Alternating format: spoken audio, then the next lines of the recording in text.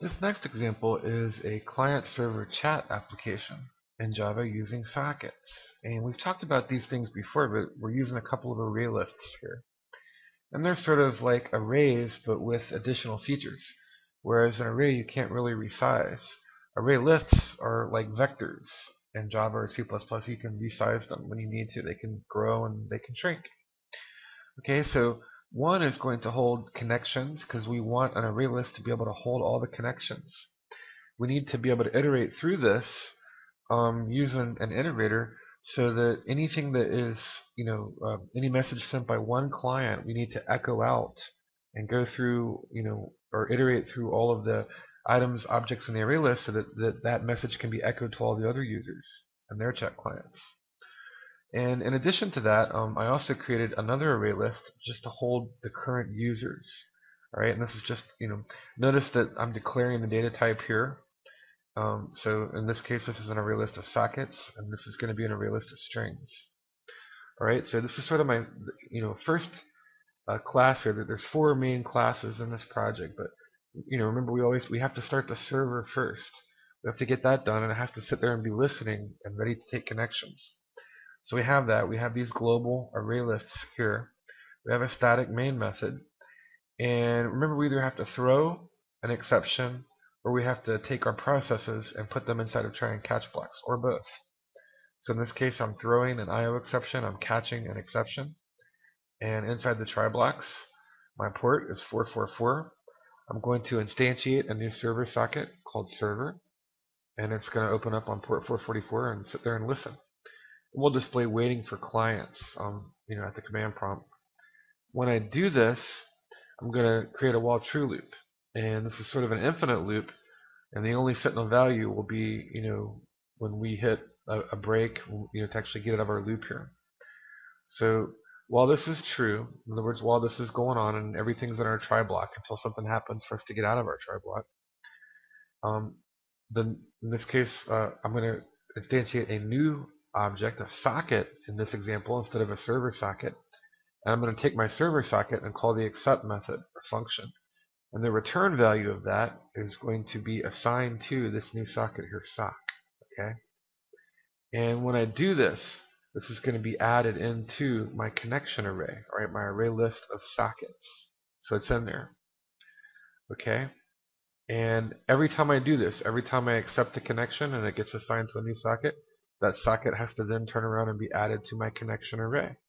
And that way, if I have, 2, 3, 4, however many users chatting, I can iterate through that list and I can echo or copy messages to all of them in the chat room. Once I do this, I'm just going to display a little bit of feedback. Client connected from, I'm going to get their IP address and their host name. Display that on the console. Okay, and then here I'm going to add username sock, and this function down here is simply going to add that username to the list of users that are online. They'll all have a JList object in their client, and I'll get to that in a moment. You'll be able to see it. But I'm adding them to that array list up here so they can see who's online. See if their buddies are online and they want to chat with them. And we'll go through that. Okay? And then here, notice that I'm building, in this case, a chat server return object. Just broke this into two classes.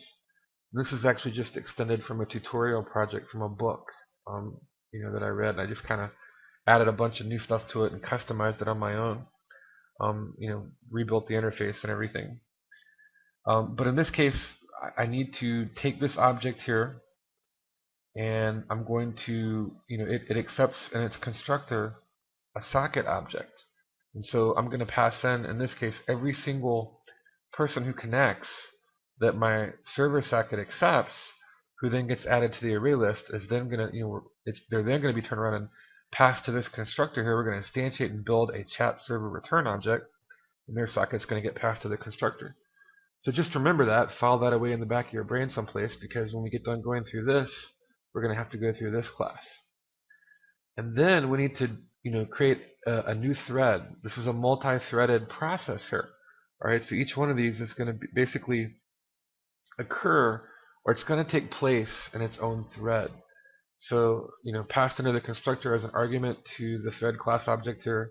Our instance is passed in, and then we're going to go call start on the thread. Okay? So multi-threaded, that sort of explains at least what's happening in the main method. Now, what about add username? Well, all we're doing is we need to get the input stream, in this case, and you'll see later in the client code, that when they connect, whoever they connect as, I send it out in the output stream from the client to the server. Well, the server's going to get it. It's going to add it to this string here, in this case, username, and that via the scanner object. So my scanner object is instantiated. We get the input stream. We call next line. We assign that to the string username. And then, because this is an array list of strings, I can just add the username in. It's an array list of strings, okay? Now, it's added to the array list, so it's populated, but we're not done yet, because the server knows, but nobody else knows that user joined, or that user is now available for chat. We have to echo this or tell all the other users. And so that's why I created this for loop here. And if you go through the for loop, I'm just using the size attribute in my array list. So I'll cycle through every single object till we get to the end of the list. And then we're going to make a temporary socket. I'm just doing a little bit of typecasting. I actually don't have to do this, but just to make it explicit or more relevant, I went ahead and put that in so you could see it's a socket, array list, and a socket. And then I'm getting my object from my array list of socket objects one by one, however many users happen to be logged in, and I'm assigning that to temp sock. When I do this, I'm going to instantiate a print writer class object. I'll call it out, and I'm going to take the output stream of my temporary socket. Alright, and pass that in. When I do this, I'm simply going to print line. This will send a line out, and this is what I use to prefix for commands. I don't know. I'm pretty green at this, and I'm sure that there are more effective ways, but I'm trying to come up with a way to build an IRC chat room and just a way to distinguish commands from normal text flowing. And so here's, I just came up with something that hopefully they would be unlikely to type it. In this case, if there's a pound symbol and a question mark and an exclamation point, then it knows, hey, that's a command, and it's going to go run a specific command. And this command is, to add users to the JList object on the client, as opposed to echoing that as chat information in the other boxes in the client form, which you will hopefully soon see. So that just, that tells, in this case, the system, hey, this is a command coming up. Command is what? And in this case, current users. Well, I'm sending that entire array list. If you look up here and scroll up, current users, that's an entire array list of type string, right?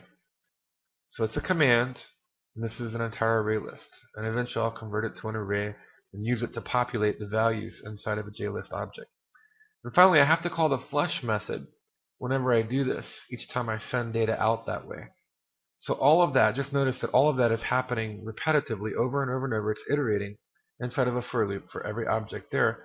So I can then turn around and echo that information and update all the users' JList objects in their client so they can then see who's online when something changes, when somebody comes into the chat room or somebody leaves the chat room. Okay, so that's the first part of that.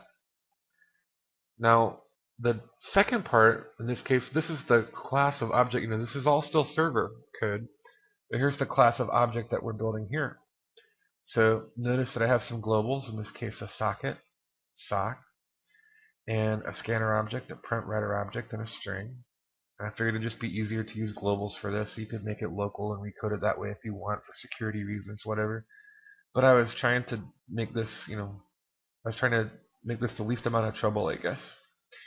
Okay, so in this case, in my constructor, remember that I have to accept a socket object. Remember, that's how I built my instance over here. I'm going back to the a chat server class. Remember that I passed that into the constructor. Well, so I have to write my constructor to accept that. So I do. And then, remember that anything here is local to the constructor. So when the constructor ends, it would fall out of scope and I'd lose it. It'd be destroyed.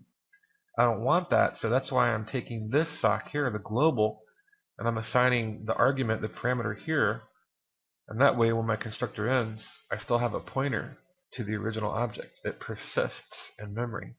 We talked about that before, scope and persistence and memory, things like that. Okay, so that was my constructor. And then the other thing here is this function check connection. Okay, we have check connection and we have run. Okay, after the constructor. Well, once we build our object here, when we call the constructor, go up here,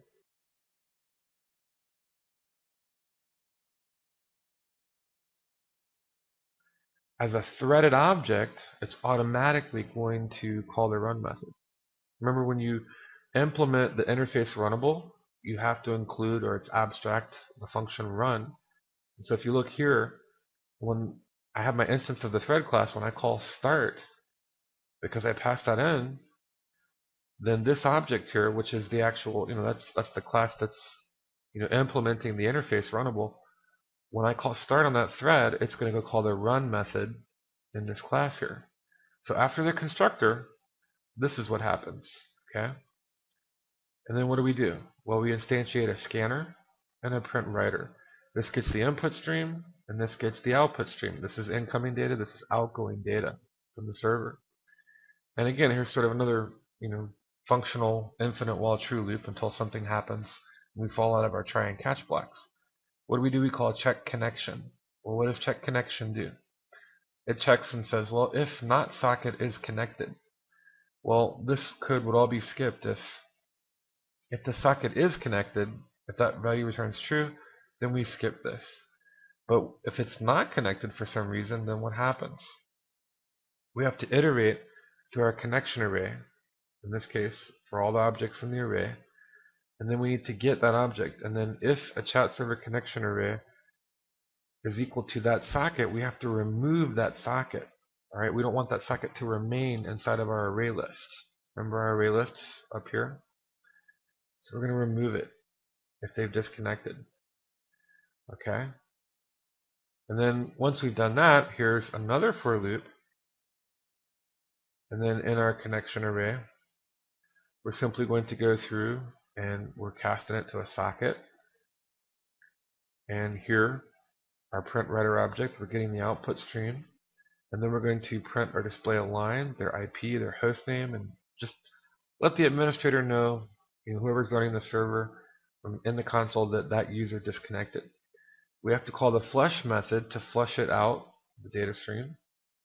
Right, that completes the operation there, the send operation, so we can display it or print it. And that's, in this case, well, this is the data stream out, and this is the console out right here.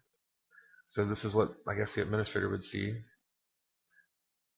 and then this would be echoed. Okay, so all that, if they disconnected basically. But if they didn't disconnect, okay, well then what? If not input has next, in other words, if there's nothing there, then just return, we'll end it. But if there is something there, then let's read, we'll call next line on our scanner object, assign it to our string, and let's just kind of echo out what the client said in the console. And then again, we're going to iterate through our connection array, get the output stream, and we're going to echo that. So basically, everybody that is connected in our chat room, however many users there might be in our array list, remember its size can grow and diminish as it needs to. They're all going to get that message echoed to them, whatever it was that user typed. And then here, this goes to them, but here where it's system.println, this is going to be displayed in the console, and you'll see that when I run the program. Okay. And then this is, it's a try, catch, and finally there's a little bit of nesting here. Here's our outer try. I'll do that so it'll highlight and you can see. And here's our inner try. And then finally. Okay. So that is the server part of our application. Now we'll take a look at the client part.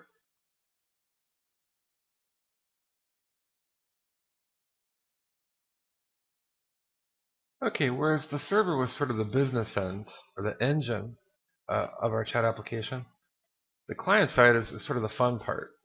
At least for me. I kind of enjoy writing the client part of it. And this is where we get to build our interface, and we can make it look like whatever we want. So I'm just going to go through this kind of quickly here. And these are some imports that I don't even need. I just, matter of fact, I guess I should pull these out. So I don't want it to be. I want to try to simplify it and I make this as simple as possible. So hopefully it's easy to follow. I hope. All right. So the three packages that we need, the swing package, and I'm just wildcarding it. Now, this I just coded, I'm using NetBeans, but I sort of did it text editor style. And the easiest way to do that is just importing the whole package with the asterisks. Now, if you did it, mouse and click style, if you were doing like a, NetBeans with the GUI form design, which I didn't do in this example, in that case there'd be a lot more imports because NetBeans likes to import things one component at a time. But whatever, it works either way. And this way, this might be a little bit less coding if you're doing it sort of the text editor way. So import the whole swing package, import IO print writer, and import the whole net package. Those are the things, those are the items that we need. All right, now we have some globals. In this case, a chat client, and we'll go over that class in a little bit. This is sort of the front end of our client, and this is the back end of our client. So this is the graphical stuff, the fun stuff for me anyway. We have a string username, which I didn't want to leave it null, so it starts out as anonymous in case they don't type anything or whatever. All right, here's the objects. We need a JFrame, at least one. We need some JButtons for about, connect, disconnect, help, and send. Okay. We need some labels and text fields for them to type their message to get the message from. We need conversation in the text area to display the conversation or the chat part of all the conversations of all the users who are logged in. Now I needed some scroll panes so I could add some scroll bars, so I added those in. In this case, online, this is a JList, and this is just going to show the users that are logged in. You'll be able to see that when I run it, how it looks, how it works. And in this case, logged in as and logged in as box. This is just a little box, probably redundant, but I just wanted to display to the user in their client application who they logged in as. Whatever user ID name they type, it's going to show them who they're logged in as. And also, we'll change the title in the JFrame. It'll say so-and-so's chat box, which, in the example that I'm going to show you, I'm going to run 4 or 5 of them all at the same time, and that'll help us tell them apart, who's chatting in which box or who, which what, and so forth. Okay, so these are just all the globals for the GUI, and then I have another JFrame. This is a 2 JFrame app. This is sort of the main, all these components go with the main window JFrame. And then there's a little tiny JFrame with just a few components when they log in. I just wanted to build a login window. I could have used the JOption pane too. You can do that. Probably less code, less work. But it's more versatile sometimes. You have more freedom design-wise or looks-wise, graphics-wise, if you just design your own JFrames and things. And it's not really a whole lot of extra work. But whatever. You could use a JFrame for that if you want. It doesn't matter. But that's all that, just understand that's the only purpose of this is that you could accomplish the same thing with a show input dialog, from a JOption pane object if you chose to. Okay, so those are all the globals, and then in main we call the methods build main window and initialize. So let's go take a look at that. What happens when we call build main window? Build main window will take the username. Well, actually, let me go up here. Real quick. All right. We'll just take this one by one. So main function, build main window. We'll go look at that, and then initialize. And I'll try to break this down function by function, step by step, call by call. But since main is kind of the thing, the one function that gets called automatically, then let's start with build main window. All right. So build main window will take username and their chat box. And at first it's going to be anonymous. They haven't put their name in yet. We're going to set the size 450 by 500. The location kind of a little bit towards the middle there. It's not resizable. I don't know. You can make that true if you want. It doesn't really matter. But all right, once we do this, we build the main window. Now we have to configure the main window. And so all this code on here is just taking the components and I'm going to set the size on the main window, the background color. Now I have to call get content pane on each one of these, right? So I can add it. And I'm setting the layout to null. Why? Because that's just kind of I don't like using layout managers a whole lot. It's just easier for me. I like using set bounds and just manually setting the XY coordinates on components.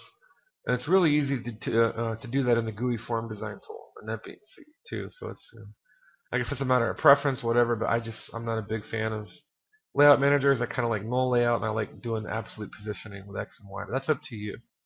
You can do anything you want with the GUI, right? It's that's kind of the fun part of it. You can be a little bit of artistic license there or whatever, as far as how you make it look and what you choose to implement in it. Okay, so I'm going to add all the components. Here's the send button. Background, foreground color, setting the text. I have to get the content pane to add it, in this case, to my main frame, my J frame, main window. And I call set bounds, which is the X and the Y and the width and the height. And I'm just going to go all the way down. That's all this is doing, this whole function. You can look at the code, you can pause it. I'll try to go slow enough where you can pause it if you need to pause and stare at something. But just taking each of those components, text areas, J buttons, labels, this, everything, and adding them in to my J frame. Okay. And also notice with the scroll panes that I don't add the text area that they hold, but instead I add the scroll pane. And that's what I actually call set bounds on, is the scroll pane. And notice that I set viewport view to my JList. So yeah, I'm adding a scroll pane to my JList, but I don't add the JList to the JFrame.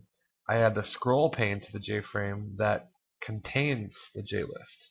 So I don't know, kind of cool the way Java does that, I guess. But all right, so all of that happens. That was the very first function that got called from main.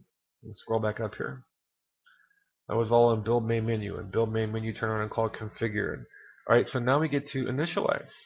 All right, what happens in initialize?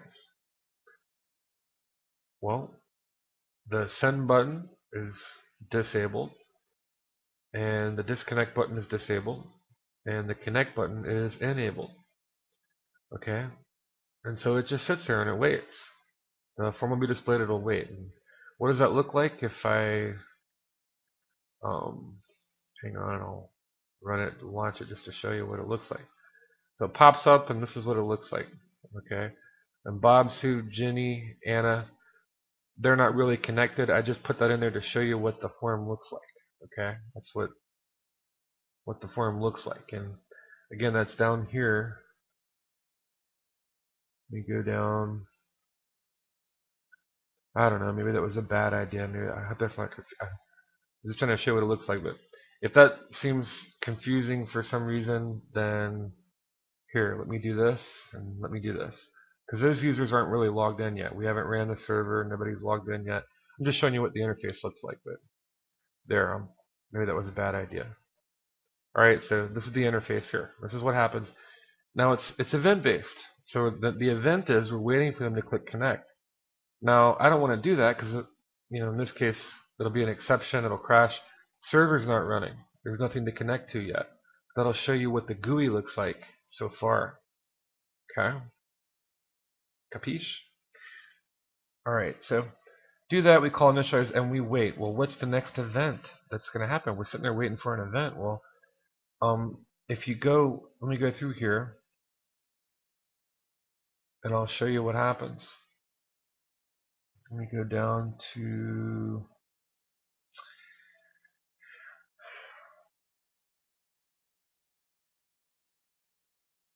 let's see, login action, main window action. We'll just go here to login action. I'm going to go through all the event handlers, and then we'll look at the connect function as well. All right, so in the login action, I just broke this up, and this, this function or the purpose of this module is to add action listener to everything that I need to add it to on that little tiny JFrame, not the main window that you just saw, but the login JFrame. This is the one that before I launch it, I've got to make sure the server is running to connect to it. Okay, so I'm adding action listener, and then I'm just mapping it to this function here, action be entered. What happens when I click that? I need to make sure that they type something in, that it's not blank. Otherwise, this never happens, right? And instead, we'll fire off a JAption pane and say, please enter a name. But if they do enter a name and it's not blank, then I'm going to set username to be that. The logged in box, its text is going to be set to their name. Okay, a chat server current users.add, that's going to add their name into the JList object. Right, that'll send it to the server so they can be added to the JList object. So that'll notify all the other users that they just logged in and they're now online. And then I'm going to change the title of the main JFrame, the main window, to their name as well. So we'll be able to see who's logged in at the top of the box as well as in the little JLabel that they're logged in as. Then the login window is set visible false. I'm going to close the login window so you don't see it anymore. And I'm going to enable the send and the disconnect buttons.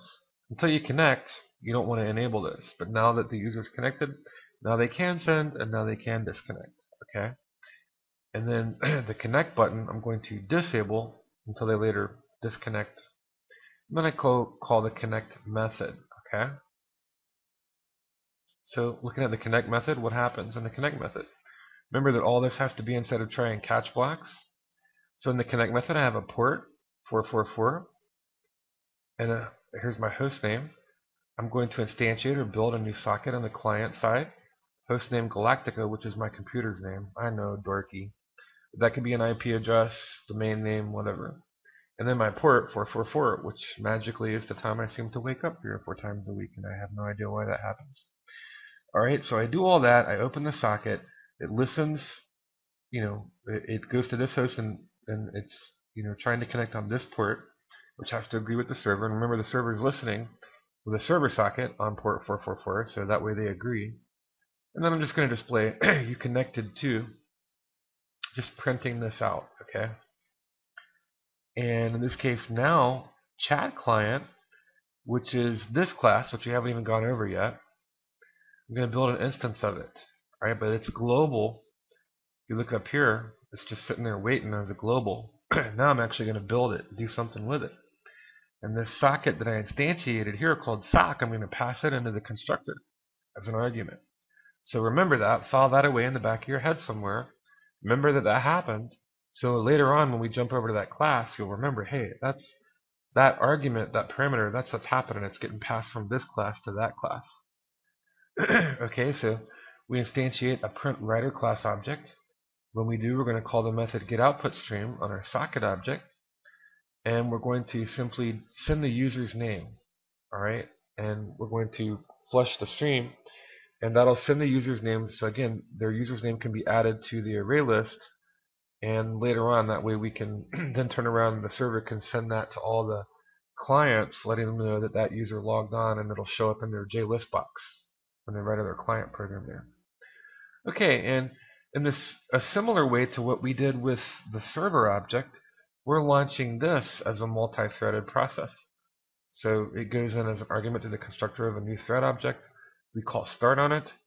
So that means, you guessed it, this class has to implement the interface runnable, and therefore also has to have an abstract run method. And when I call start on the thread, it actually calls the run method from this class that implements the interface runnable. Gosh, I hope I'm not jumping around too much. I'm really trying to make this easy to follow and understand. I hope so. Okay, so all of that in the try block in case anything goes wrong, and then down here we'll catch it. Server not responding, we'll try to be user friendly there and just fire off a little JOption pane. Not give them a stack trace that they don't understand or something. But I could if I needed more feedback from me, if I wanted to. Alright, so that's connect. So that connects. Now, remember the other buttons on the interface? What do? Well, let's scroll down here and go over these last two functions. That was login action. Now this is main window action. And again, the purpose of this function, I don't know, I guess an influence. Maybe this is from, I've done a lot of MFC projects and I'm used to message map tags and things. There's a million ways you could code this. This is just the way I like to do it. So I have one function here, and it takes care of mapping, or kind of, taking all my buttons that I want to add action listener to, and it just maps it to these functions here. It'll go call each one of these functions. So if they click on the button, it's listening, it'll go call that function and execute that code from clicking on that button. So you can understand that's what's happening, right? For send, disconnect, connect, help, and about. So let's go look at the functions that get called from main window action, whose purpose is to add action listener to all my buttons. If they click send, well, if it's not empty, make sure there's something to send, or there's no point in wasting the bandwidth. and don't want it to be null. So if it's not empty, if there is something to send, then we're going to go call the send method from our instance of a chat client, which is simply called chat client. And we're going to get the text from the box, and that gets passed on as an argument, and then that'll get streamed out to the server and then echoed and copied to all the clients so they can all see the chat message that user sent. And as a matter of courtesy, I'm just going to request focus back in the text field. After they click send, the focus will be on the send button. And this way, the cursor will start blinking back in the text box, and makes it easier for them to chat rapidly if they want to.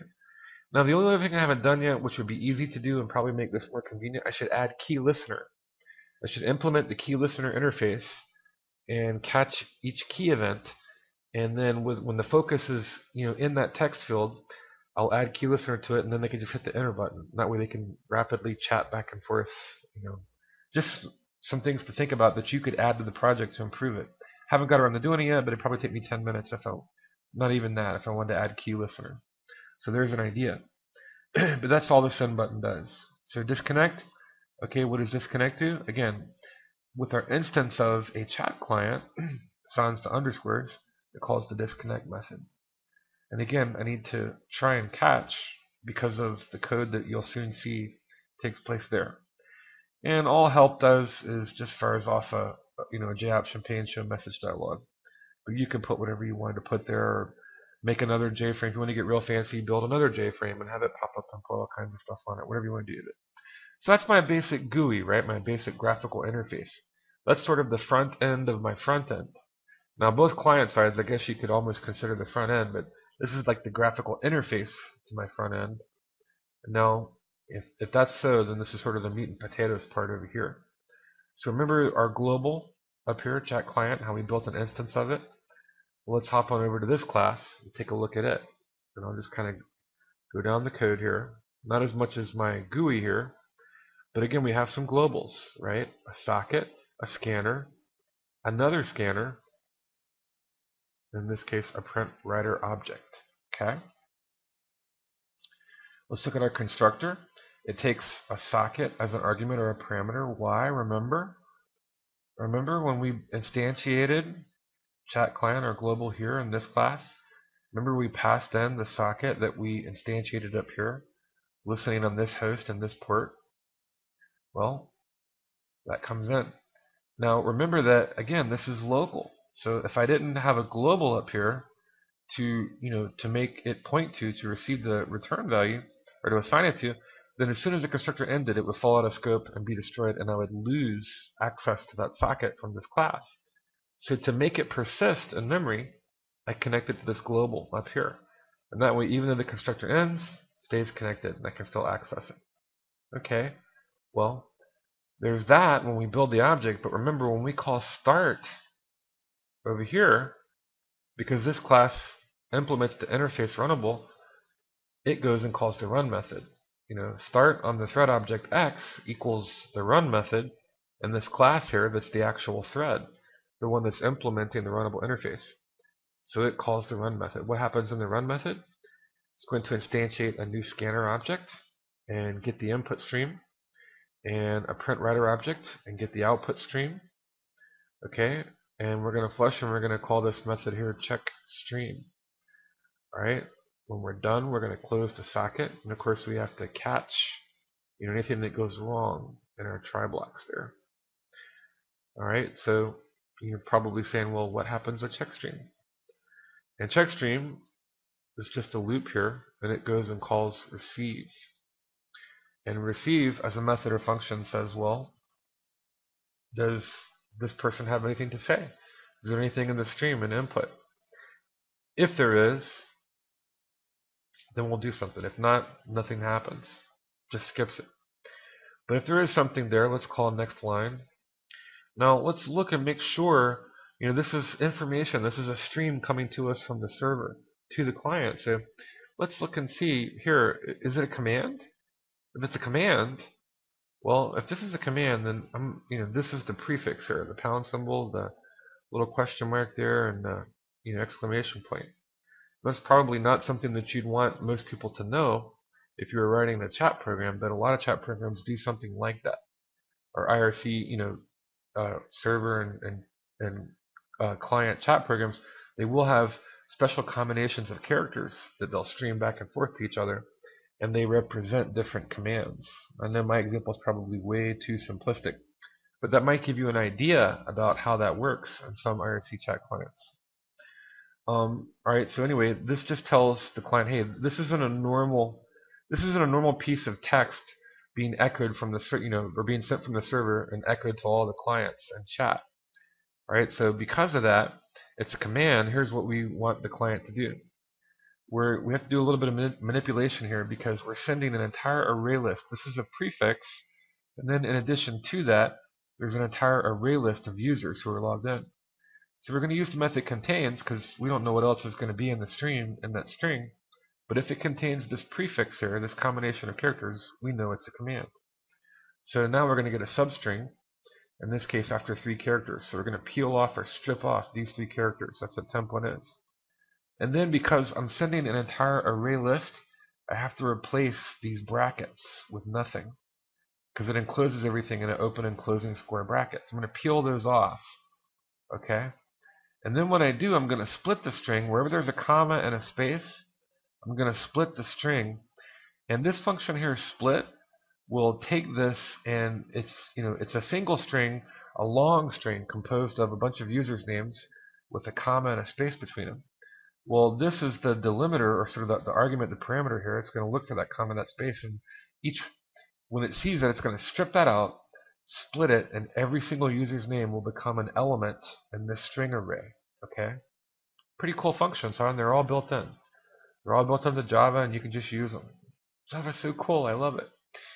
So once we've done that, then we can take our JList object, and we can call the method setListData, which conveniently takes an array of type string. And we can use that to set the list data. And it'll go through, and every single element, it'll list line by line in our JList box. So cool, huh? All that stuff just built in to Java. Don't have to reinvent the wheel there. Okay, so we do this, and then if it's not a command, though, if that prefix is not there, then what's going to happen? Well, the else.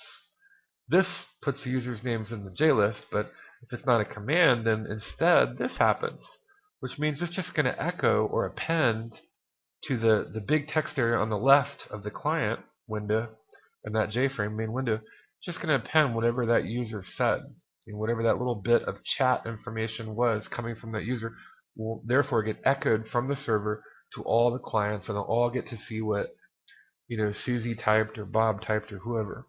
Okay? Alright.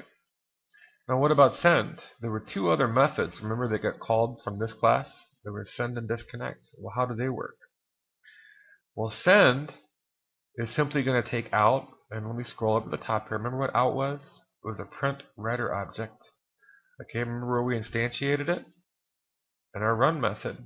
Okay, but it's global, so the scope of it, I don't even have to pass it as an argument. It's accessible to all my functions because it's global.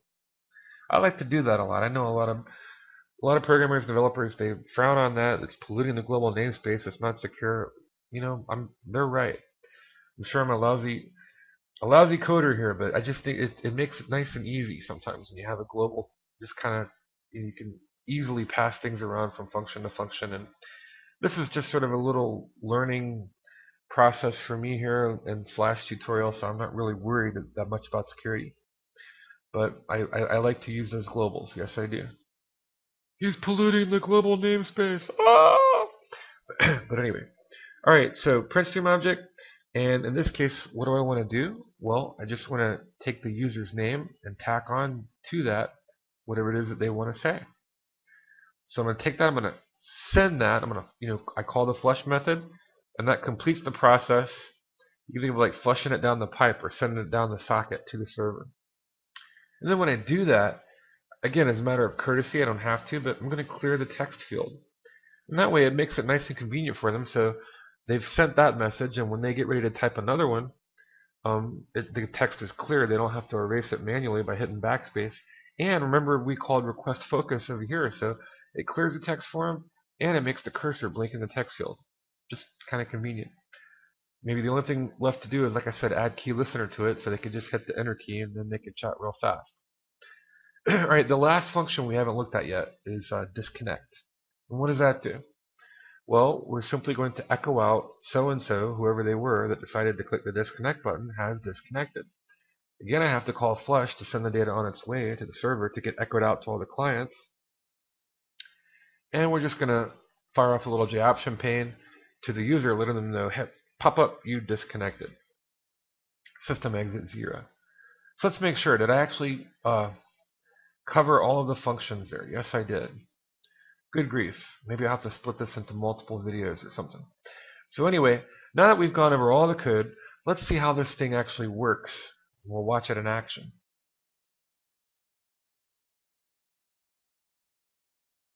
So to do this, first we have to launch or start the server, because it's got to sit there and it's got to wait and it's got to be listening.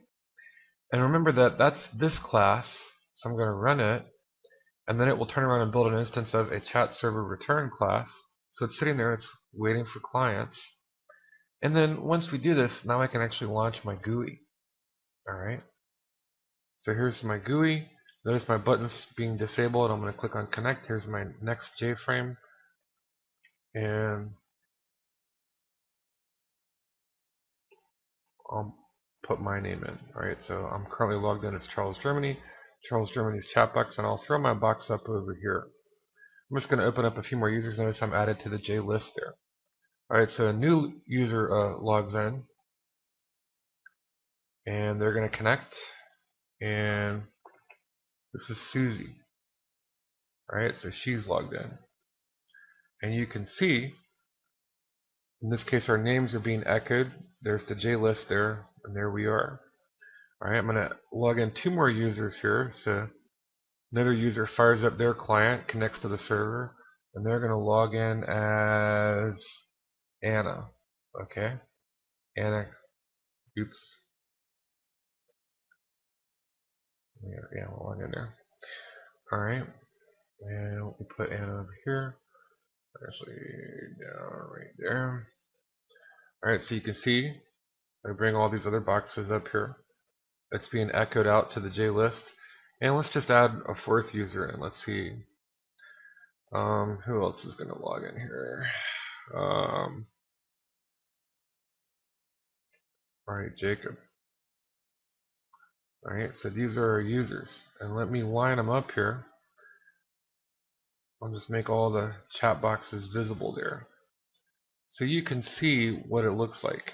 Alright, so here's 4 users that are in our chat application. I'll try to move all these boxes closer together here.